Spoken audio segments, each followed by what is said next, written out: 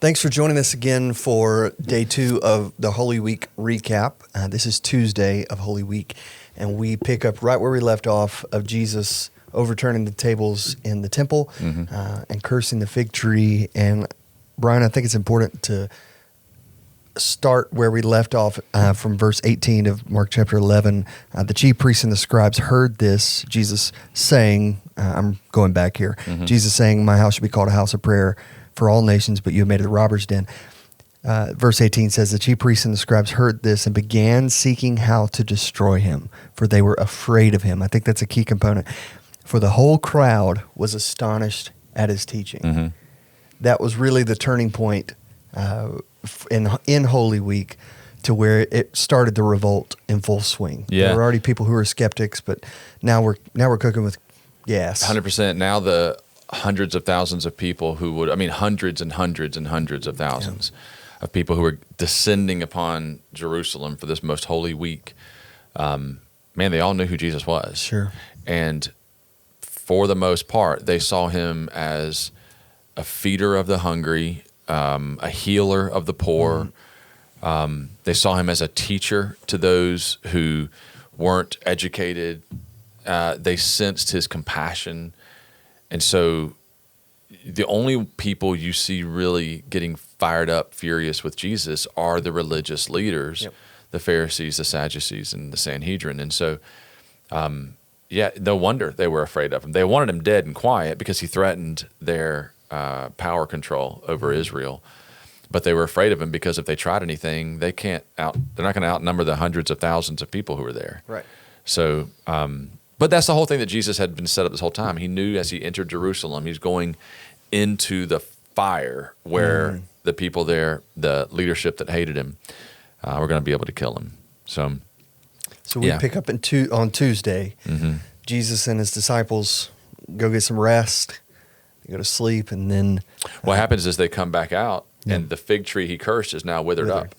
So Holy Tuesday starts with his explanation to that. They're asking him about that, and if you want to hit pause and read this and come back, you would read starting in verse 20 and go through, say, verse 26 for now. But if you come back, basically the passage is where he's talking to them about their faith. So they ask him about the withered fig tree. He responds talking about their prayer life. And it's an interesting response because, look at what it says, have faith in God. They said, Rabbi, look, the fig tree which you cursed has withered. And Jesus said, have faith in God. Okay, why would he say that? Especially to Peter. As their answer. Yeah. Knowing that Peter's getting ready to deny him, sure. But it's also because they're like, this doesn't make any sense to us. You're going to have to explain it. So he goes into a prayer life answer. He says, whoever says to this mountain, be taken up, cast into the sea. So it's this famous prayer passage of your faith can literally move a mountain. And the gist of the point is, if you're thrown off right now because I withered a fig tree, you need to learn how to trust God, because if that is causing you to struggle, wait till you see what happens the rest of this week. The rest of this week is going to get really out of control. They're going to arrest me, all the things that he's been telling them for the last year and a half of his ministry. And essentially he's pointing them back to the need to faith. You've got the need to have faith. They're going to have to be focused on what God has said and trust, even if what they're seeing doesn't make sense. They're going to need more faith throughout the rest of the week. They're going to need more faith, as you mentioned, Peter. He's going to deny Christ at the arrest. Peter's going to try to stop the arrest and get in the way, confront Jesus. I'm not going to let this happen. There's so many things that happen, and this is just Tuesday. Yeah. So there's still a whole lot more to happen. So that's the gist of those first several verses. The rest of Holy Tuesday is verse 27 through the end, through the end of chapter 13. So Holy Tuesday covers 2 or 3 chapters, honestly. It's a larger passage. Jesus and the apostles get to Jerusalem again, and they head straight for the temple, just like they did on Monday. And this is the time where Jesus starts to argue with the Jewish leaders, and they're asking, who gives you the authority to do these things? Instead, Jesus starts to test them. If you read the passage, you'll see that. He tells them a parable story Yep. about a man who built a vineyard, and these hired men came. And if you've not read the story, he basically makes the point that there's a man who owns a vineyard. Every time this man sent people to collect the money that was made off of his vineyard, they took advantage, beat, killed the hired servants. Eventually, the man sends his son, thinking they'll respect my son.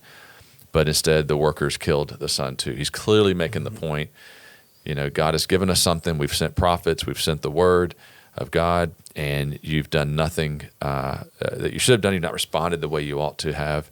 So God has sent me, his son, and he's forecasting that they're going to be killing And in such a him. short amount of time, Jesus takes several different stories, several different parables, several different real-life examples that you can read all through chapter 12 into chapter 13.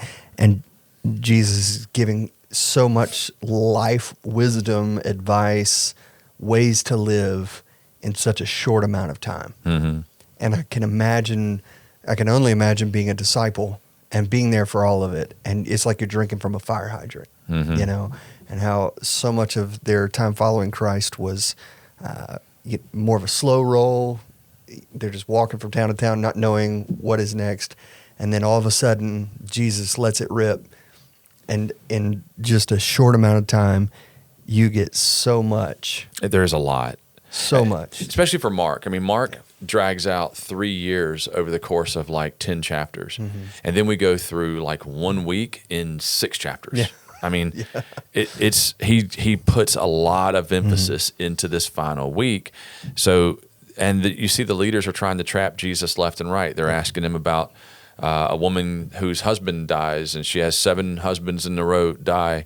Who's going to be her husband in heaven? They talk to him about, should you pay taxes? So they're trying to get him, in trouble with marriage conversation. They're trying to get him in trouble with tax conversation. And then Jesus draws out, one of my favorite passages in the Bible is the passage of the widow's mite, the widow who gives, and it said all she had to live on. There were people basically mocking her, like how embarrassing, she gave basically nothing. It says she gave 2 widow's mites. And I've got some in some of whenever I go to Israel, I always try to go to an antiquity shop and bring back widow's mites. So here's 2 of them. Have you ever seen widow's mites? No. Would you like to? Yeah. These are actual from that century widow's mites. You can see how little they are. Wow. In that day compared to today, it would be like a couple pennies, that they would have put in there. And so I've got several different widow's mites. But Jesus makes the point that she put in this, and she put in more than even the wealthy. And the issue he was making was not about the money; it's about the heart. Yep. She had everything; she gave everything she had, and put it in there. So that happens on this same day, and yet you see him using her as the example, which happens all the time. So Jesus is making it clear: love God with everything you have. He then goes on to teach on the same day about the danger of the scribes and the Pharisees and how they're trying to take people away from God by twisting his word up and trying to bring attention to themselves.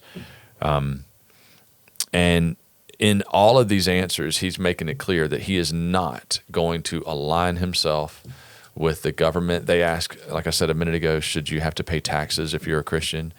That's when he has that famous passage where he says, let me see a coin whose image is on it, and it was the image of Caesar. What is Caesar's, and to God what is God's. So he's making it clear, I'm not aligning with the government. This is about God. And the point that's being made throughout this day of Holy Tuesday is that Jesus is the authority. He's not going to share the authority with anybody else, with any group, with any organization. He's not going to share authority. He is the authority. So proving that he does not need governmental power to accomplish his kingdom. He doesn't need their money. No. He doesn't need their authority.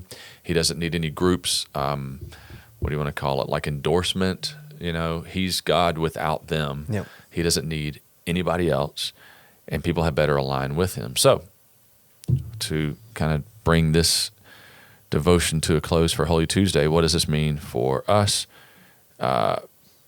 Honestly, it means, one, think of the fig tree with the apostles being confused. They want to know what was going on. What is the meaning of this?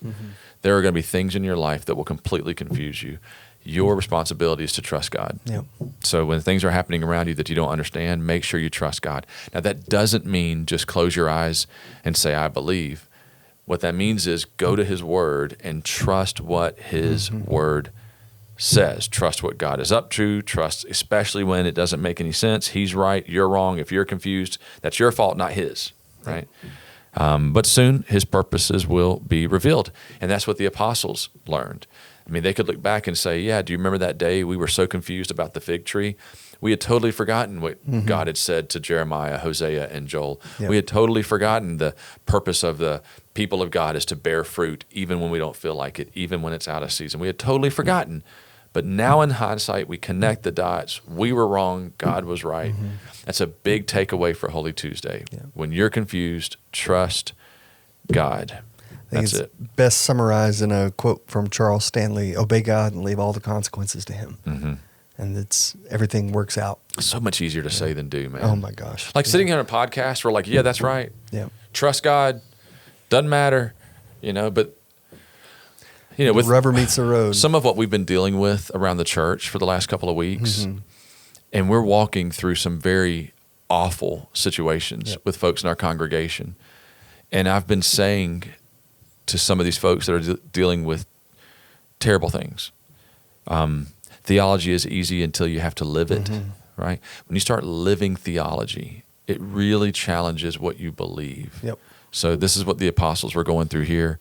And remember when times are peaceful that you affirm the truth to trust God, because very soon times will not be peaceful in your life. And you're going to have to be reminding yourself, I've got to trust God through this. And the beauty of it is God takes our brokenness, God takes our unbelief, God takes our questions, our doubts, whatever those are, and turns them into a moment that we can trust his faithfulness. Because of his character, because of what we know about God, what our Bible teaches us about the character of God, and what the disciples have learned firsthand about the character of Jesus. In those moments of doubt, in those moments of brokenness, in those moments of frustration and stress and anxiety, trusting God leads to peace. Every time. Every time. Eventually.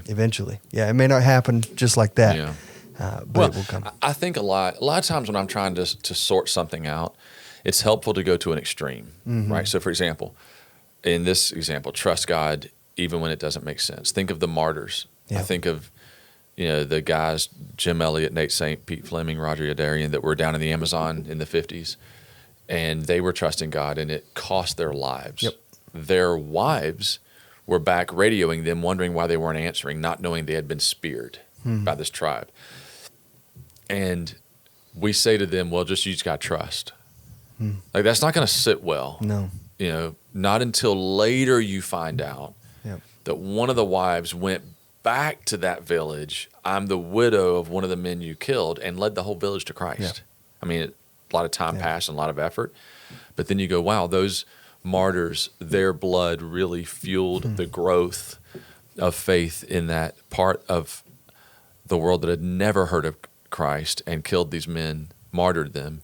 So you can say now, trust God, but in the moment it hurts. So theology is easy until you have to live it. But when you have to live it, you have to have had theology, and know that there's a right way to navigate through this. Does not mean it's easy, and it does not mean it will immediately make sense. So when these apostles were asking Jesus, what's the point of the withered up fig tree? He's like, trust. Yeah. So.